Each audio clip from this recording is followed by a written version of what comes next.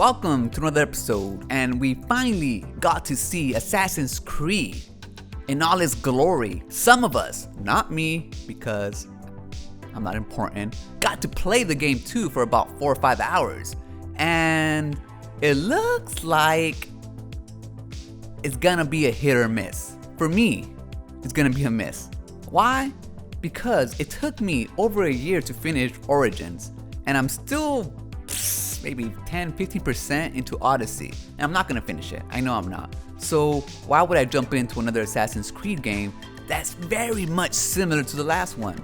It just makes no sense. It's gonna sit there and collect dust like the other ones. Now, why am I not gonna get it? First, because the gameplay looks played out. It's like we're doing the same battle system as before. Yes, they have little improvements here and there, but it's the same tedious wannabe RPG elements that they're adding to this game. Battles take so long. Killing people is tedious. Now, I haven't played this one, so maybe it'll be less tedious, but the gameplay loop is not. Assassin's Creed Valhalla supposedly has no side quests, and instead they're gonna replace them with world events. Hopefully they're not world events like in Fallout 76, because those suck ass. However, what they're trying to do is supposedly make these world events or main quests, make them longer and tie into the actual main quest. So little main quests that tie into a bigger main quest. It seems to me what they're trying to do is copy The Witcher just a little bit more. Now, a lot of people who have played this game have said that it is very, very similar to The Witcher. In fact, when they're strolling through the game, the environment gives them that Witcher-esque type of feeling.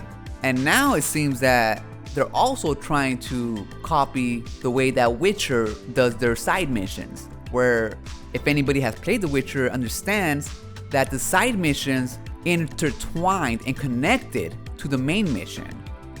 So they were worth actually seeking out and doing because it gave you more detail of the world around you. It wasn't just a side mission to give you XP. It wasn't just a side mission to waste your time.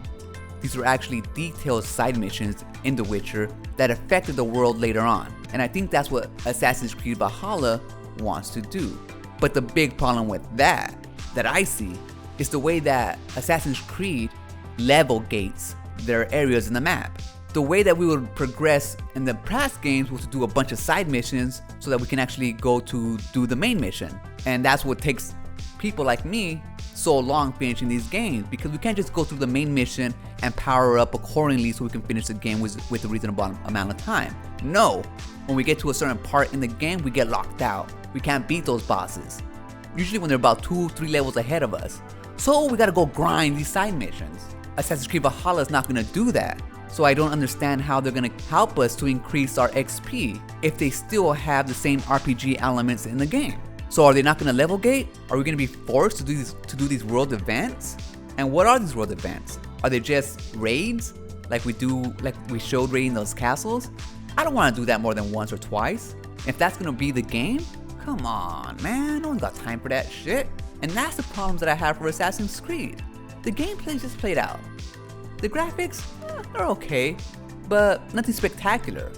Now, the thing that really does have me intrigued, and the reason why I even buy Assassin's Creed games to begin with, or to continue to buy them, is the exploration. I love exploring the shit out of these games. And that is the reason why I don't pass a lot of the games, because I spend a lot of time just exploring the world, seeing what they have, and then after a few hundred hours, I get tired of it and never finish the story.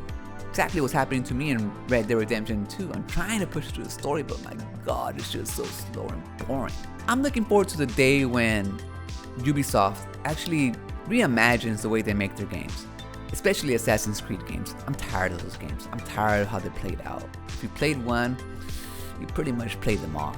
I'm hoping with all the new reshuffling, with all these executives, that maybe we'll have fresh ideas to move Ubisoft in a better direction, because right now it looks like they're kind of stuck in the old days and we need a Ubisoft for the new generation.